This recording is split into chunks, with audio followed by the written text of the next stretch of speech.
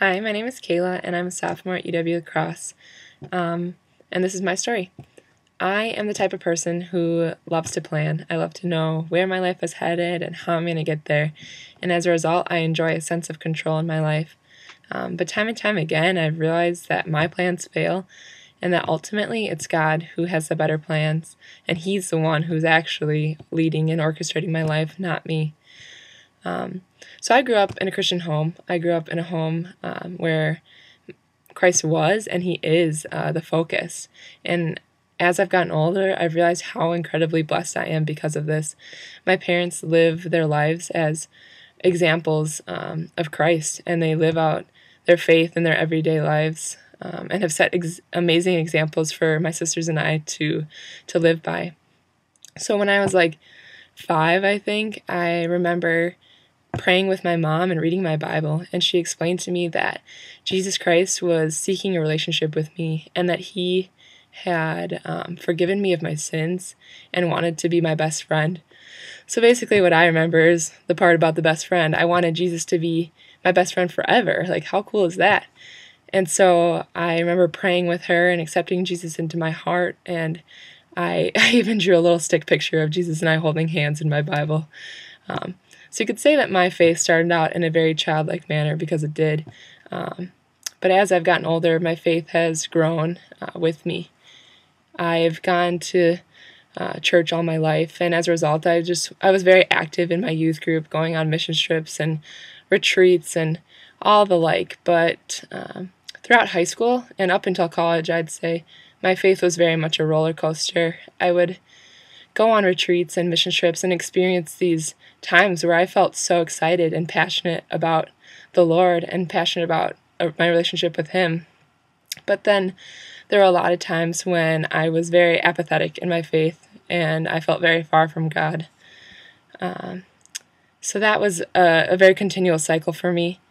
But all in all, I've realized that have been a lot of other things that have held me back from truly experiencing God's love and joy. And for me, I'd say one of the hardest things to surrender to God has been my relationships, especially my dating ones. In my junior year of high school, I started dating a guy, and at first the relationship was really good, and we started out in a way that really challenged each other to grow closer to the Lord. He forced me to identify what I believed and why I believed the things that I did, and it was really a cool thing for me to do that. But as time went on, we started to kind of take the relationship into our own hands, and as a result, we ended up struggling a lot with physical purity, and we pushed a lot of boundaries physically that should never have been crossed. Because of this, we were stuck in this cycle of guilt and shame, and it was really a hard time because I felt so far from God. That sin had separated me from God like none other had. So after over 2 years of dating, we eventually decided to break up. And at first, I was just so hurt and confused, and I couldn't understand why things were happening the way that they were. And it was one of those times that I was truly forced to rely on God for my future, because it wasn't in my control anymore. In my mind, I had planned a future with this guy, and I had assumed that the Lord would accept that and would approve, but in reality, that wasn't the case. And so I was forced to let go of my plans and to really trust in God's instead. So this was a time that was just like really scary and hard, but at the same time, I felt God's peace and comfort like I had absolutely never experienced before. So now, going into this past summer, I had decided to work at a Bible camp, which actually happened to be the same camp where my now ex-boyfriend worked. So I went into the summer asking God the question, why this summer? Like, why not some other one? Why did it have to be this summer? And at first it was so hard. It was really, really hard to see this guy everywhere, and to not be in a dating relationship with him, and to just ask God why. But even though I couldn't answer that question, God did, and He showed me so much through this summer. He really worked to heal my heart and to bring me joy through trusting in Him. He provided a lot of friendships and just a lot of unique opportunities for me to really grow and to learn more about Him. in the end, God actually did place another guy in my life at the end of the summer, and this was not a relationship that I was expecting. I did not seek it, but I really felt called by the Lord to pursue this, I guess.